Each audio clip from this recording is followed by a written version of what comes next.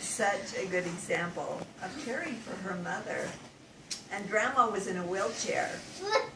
She had broken her hip and then got to where she was starting to walk again and fell again. And damaged it or broke it again. And after that, she just gave up and she was just in a wheelchair for the rest of her life, which was a long time. I don't remember how old she was when she broke it, but she passed away when she was about 95. And so, I'm not sure who was tending who, but I spent a lot of time with my grandmother. We played Chinese checkers a lot. She had these pink mints that she would give me, and I'm sure I know who bought those pink mints, but they were from my grandma. And at Christmas time, well, my grandmother actually kind of raised one of her children's kids, because the husband and wife had both passed away kind of young. I think the oldest one was married, and so some of the kids kind of lived with her. But anyway, she did a lot to help raise those kids. And so every Christmas, people were coming and going all day long. All of these kids and their kids all came to see Grandma for Christmas. And Grandma had to have something to give them. One of the gifts that I remember was this little, kind of a little storybook doll about that big. So, but my mom had to go buy all this stuff for all the kids and the grandkids, but she didn't complain. She was just really a good example of loving and caring. I got your paw from you. What's your grandma's name again? Is it Dorothea? Dorothea. Dorothea. R.V. or Zucker R.V. And if you know anyone with the last name of R.V., A-R-A-V-E, we are related. He says one brother changed the spelling, and so we all came from him, and so we're related. One other just little tidbit about my youth that maybe a lot of you kids wouldn't know is when I was in school, primary was on Wednesday after school. And we would roller skate down the street to the church house to go to primary. From the elementary school. Did you have to roller skate? No, we won't. You know what the church was like back then. You had to roller skate. Yeah, the primary president handed out roller skates. Got extra points for roller skating to primary. You get put through scriptures now. Maybe back then it was roller skating. Well, it was a few blocks, so we needed to get there faster. So, okay, so that's the childhood. And that was in Hooper. That was in Hooper. And her dad built the houses she lived in, right? Well, not the very first one. The first one was my grandma's house. Oh. And it was old. But after that, he built them. But by the time I was married and ready to have a house, he'd retired, so we had to build one of our houses. But if you go out to Hooper, all the houses that are brick and have tile roofs, about built before 1972, my dad would have built them. And my brothers learned the building trade from my dad. So my oldest brother, Waldo, has built about three houses. My brother Dale is age 76 and now is in the process of finally building himself a house. It's been how many years? A lot of time to get started. He's hoping to be done by next holidays, this year, later this year. That's what he said. And I kind of wished I'd learned some of the building traits from my dad, talents. So my brother's trying to teach me. I've helped him a couple of times with his house. He had to get the rebar ready to lay the footings.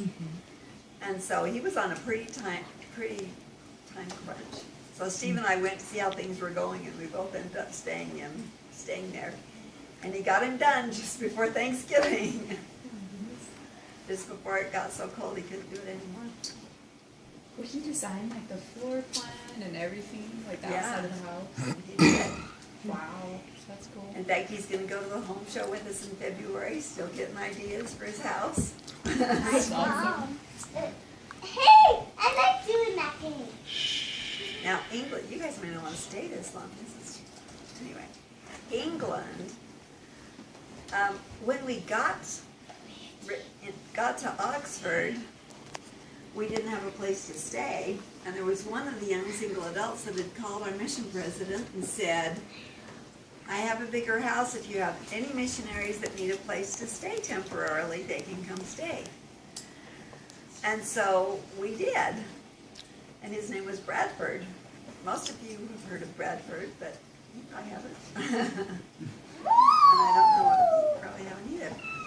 So his name was Bradford. The night we went to his house, he said, oh, come on upstairs, we're having family home evening. And he'd only been in Oxford about 2 weeks before us. So he already had family home evening going. And so we ended up spending a few weeks with Bradford before we could get into a flat, which is what an apartment here. And back then you could rent a place, but the people had so much time to move out. They could show it a month or two before they were ready to move out. So we had to wait to move in. It was just a few weeks, so we lived with Bradford. How old was he? Oh, wow. He would have been 24. He was in the Air Force, and he graduated at the top of his class. And so my guess is they said, well, what do you want to do? And he said, I want to go to Oxford. And so they said, okay. And he went to Oxford. He got a couple of different degrees at Oxford, I think. Shh. Well, anyway, then there was this cute girl that moved into Oxford. It was like the next year or something.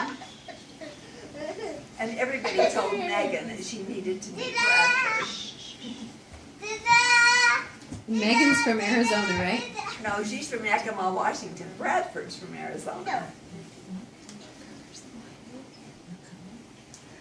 And so, anyway, so she'd heard a lot about this guy before, but she actually met him at our young single adult center in Oxford.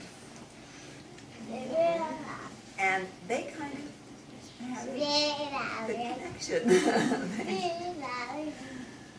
They came to see us for Christmas, and I thought, oh, they're going to tell us they're engaged. They just came and brought us a Christmas present. What a disappointment. But Megan she was a really sweet girl. We're taking a video. She had some health problems.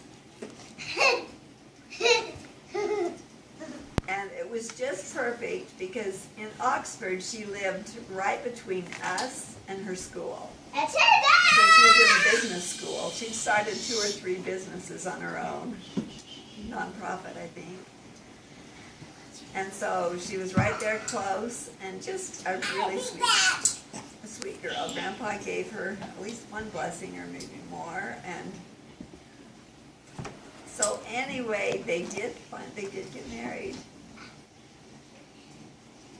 And most of you have heard this, but I'll tell you again. When we went to Arizona, we knew they were in Arizona, but we did the messenger thing and they didn't answer, and so we thought, okay. We knew they were from Mesa, so we drove to Mesa, and I said, oh, Steve, there's a yard sale. And usually he doesn't stop when I say that. But this time he did. He stopped. Did you see Bradford before he stopped? No. Okay, so he did actually stop. And then he says, that looks like Bradford. And I got out of the car and that is Bradford. Oh my goodness. It was his parents' yard sale. Oh, no way. And so we got to see Megan and Bradford and their new baby. Oh, And how so- long ago was this? It was last summer.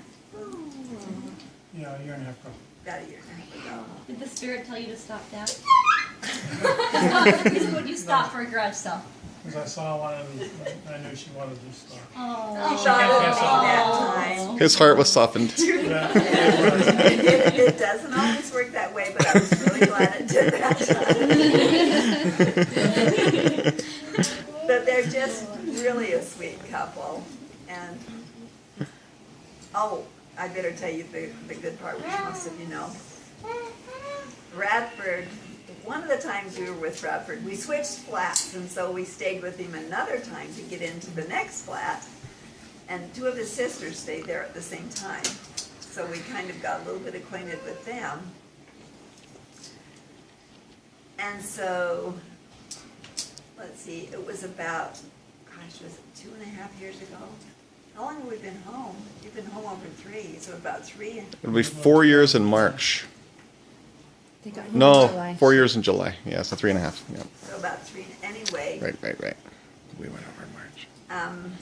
We had just gotten home, and Bradford and Megan's wedding was in Arizona on the 10th of August. And we really wanted to go, but that's when Sherry was being sealed. So we had to be to that. But you probably know the part that Bradford, there was 5 siblings, all got married the same day. In the nice Arizona temple. And I can show you a picture after of that, of all 5 couples. And we really wanted to go to that. They had it at an airport hangar museum. If you go mega wedding on YouTube? YouTube, I think you could find their wedding. Wow. I'm going to try it again because I want to see it again. But there was a sign like, okay, Megan and Bradford this way, Elizabeth and John that way. Airport Hangar Museum, I'll bet it was a big place. Good job. Was that the reception? Or? That was the reception, was at an So airport. there's a picture of all 5 couples in front of the Arizona temple too. Yeah, and I've got that picture. Mm-hmm. So, anyway, any questions? So a lot of that was because you went on a mission, right? That you helped make that connection with them and so forth, right?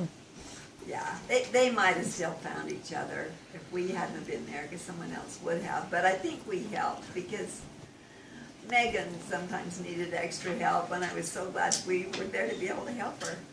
One night she knocked on our door. Luckily we were there. She had lost her key wouldn't work to get into her flat.